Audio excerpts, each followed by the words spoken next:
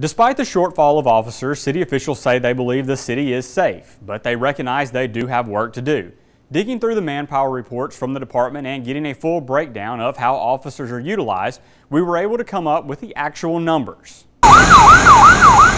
That's right, guys, out here off Polk Otis Road in Jeff Davis County. Now in these woods just behind me, authorities found multiple fields full of marijuana. The estimated is in the thousands of numbers of plants. Now, authorities say this is one of the largest busts in state history, especially coming out of Jeff Davis County. They believe the growers are several Hispanic men that fled from the scene once the helicopters hovered overhead. Edward Street in downtown Hattiesburg. Now, as you can see behind me, just over my shoulder, this is one brick home that is destroyed. Now, there are a few walls left standing. Now, about 2 houses down, emergency crews just rescued a woman from inside the house.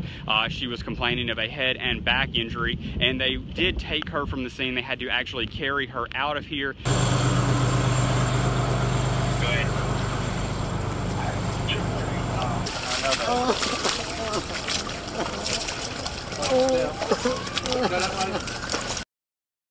It ain't something you see every day, so I was shocked. That was homeowner Robert McDougal's reaction when escaped inmate Fate Santee was caught in his backyard off 7th Street. Santee, who was making his initial appearance, made his way out of municipal court, says Hattiesburg Police Lieutenant Latasha Myers-Mitchell. About 9:50 this morning, and we noticed that an inmate was not in the municipal courtroom. The officers were able to see that he escaped through a back area of the municipal courtroom. Santee is facing multiple felony charges as well as others after the escape. He's a habitual offender. He is a known gang member. His last charges stem from assault on a police officer as well as possession of a weapon at the felony conviction. McDougal says he was shocked. And I looked out and see, 20 cars and 25 policemen back there.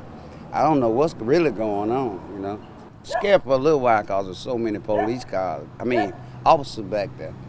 So I wasn't coming out the house till I made sure whatever y'all were doing back there, and then I was gonna come out the front door after I seen y'all raise them up. Tips from the public led to his arrest. We got put a picture out, we got information out that he was an escapee. The community rallied together, and with their diligence giving out tips, we were able to locate him on 7th Street going behind a house. Officers were able to get him and detain him and arrest him.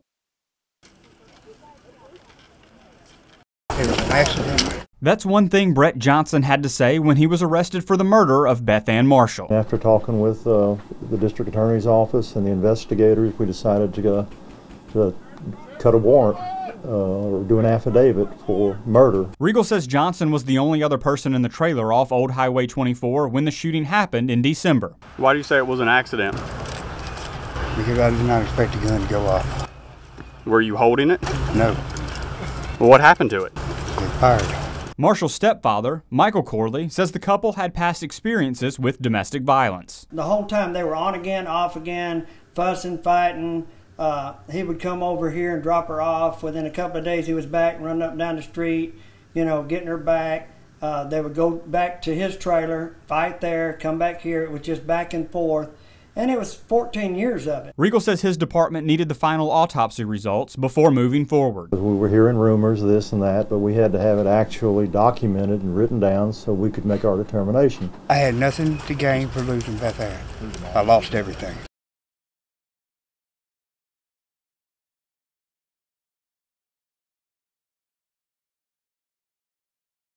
Sheriff Danny Regal says Lamar County authorities have been investigating a rash of auto burglaries at apartment complexes. So we did a stakeout, our narcotics investigators and our investigators, detectives, and they sat in an apartment complex where they were having a lot of these, and they caught a 19-year-old male trying to break into some cars. Arrested, Colby Deer. Put your hands on the car.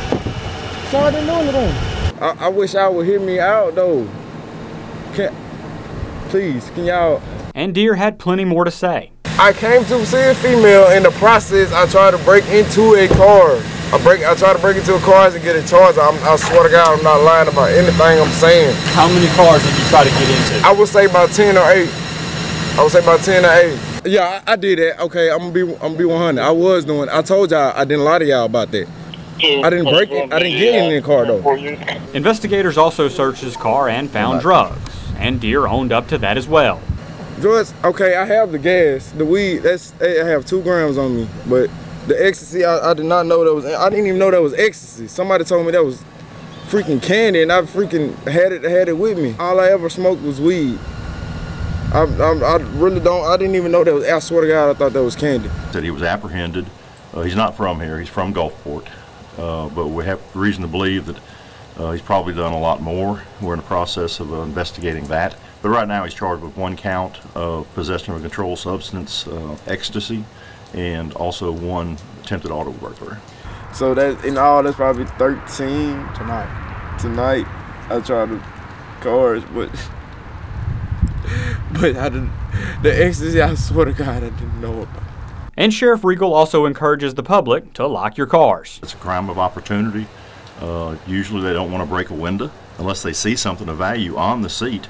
So if you're going to leave something in your car, put it in the trunk. Don't put it in the where they can see it. It's called window shopping. That's what it is. And a message to those would-be offenders. We're going to be out here aggressively until we stop it. And I think we made a dent in it with the rest of this individual, and I think there's going to be some other arrests in the future. For WDAM 7 News, I'm Ryan Moore. Honey bee. That's 6-year-old Zamira Hutchinson, who's doing the best she can with a pair of loaner hearing aids. By the time everything was over with, we had busted windows, car, everything, and that's what took her hearing aids. Zamira's mom, Makia, says she's trying every avenue she knows for help.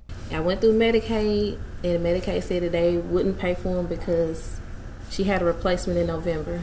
So we went through FEMA. FEMA said that it was insufficient damage, so they wouldn't pay for them. Since the tornado, she's been trying her best in school. Used to, you could be behind her and speaking to her and she still would know what you were saying. But now without her hearing aid, she can hardly hear anything, and she has to be looking at you to see what you're saying. I'm not going to get no hearing aid. It's like the sounds are leaving, and that's what's making her speech just worse, as what it is. And she get confused sometimes. They're really needed because she isn't functioning good. It's like when you talk to her, it's like you have to holler at her.